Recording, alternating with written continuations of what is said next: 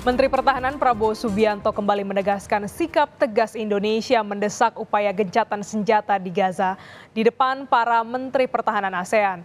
Indonesia juga berkomitmen mengirim bantuan kemanusiaan dan mengajak sejumlah negara ASEAN melakukan hal serupa sehingga dapat meringankan penderitaan rakyat Palestina.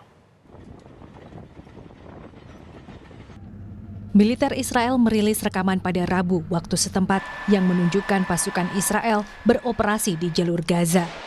Dari rekaman video yang dirilis, tentara Israel mengepung fasilitas yang berada di jalur Gaza, termasuk rumah sakit Shifa. Dari rilis yang diterima, tentara Israel mengaku tidak masuk ke dalam rumah sakit karena ratusan pasien dan petugas medis masih berada di dalam rumah sakit tersebut. Tentara Israel mengklaim pengepungan untuk menyisir kelompok Hamas yang dipercaya berada di lingkungan rumah sakit. Menteri Pertahanan Prabowo Subianto dalam ASEAN Defense Minister Meeting ke-17 menyampaikan Indonesia memiliki sikap tegas dan jelas mengenai perang Israel-Palestina. Indonesia mendesak upaya gencatan senjata harus berlanjut dan tercapai. Selain itu, komitmen Indonesia mengirim bantuan kemanusiaan lanjutan sekaligus mengajak negara-negara ASEAN melakukan langkah serupa untuk meringankan penderitaan rakyat Palestina.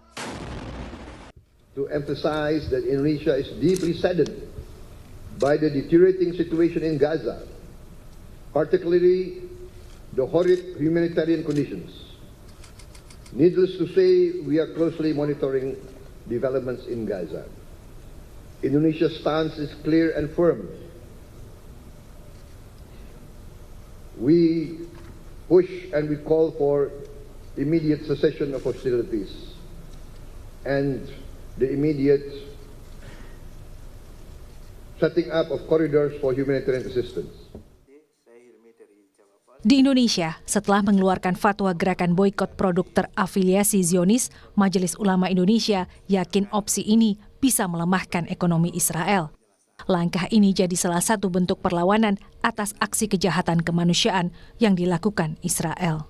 Mengeluarkan fatwa nomor 83 tahun 2023 tentang hukum dukungan terhadap perjuangan Palestina. Ini adalah wujud dukungan nyata dari ulama dan bangsa Indonesia yang cinta akan perdamaian dunia dan anti terhadap penjajahan. Dan untuk Palestina merdeka tentu. Kami mengajak seluruh masyarakat Indonesia yang menjunjung tinggi nilai-nilai kemanusiaan, jadi tidak sebatas pada umat Islam, untuk stop minum, makan, dan menggunakan produk yang terafiliasi dengan Zionis Israel. Dari sisi pendidikan, Universitas Airlangga memberikan beasiswa pendidikan penuh kepada 5 orang mahasiswa asal Palestina yang tengah menempuh pendidikan di Universitas Airlangga, Surabaya.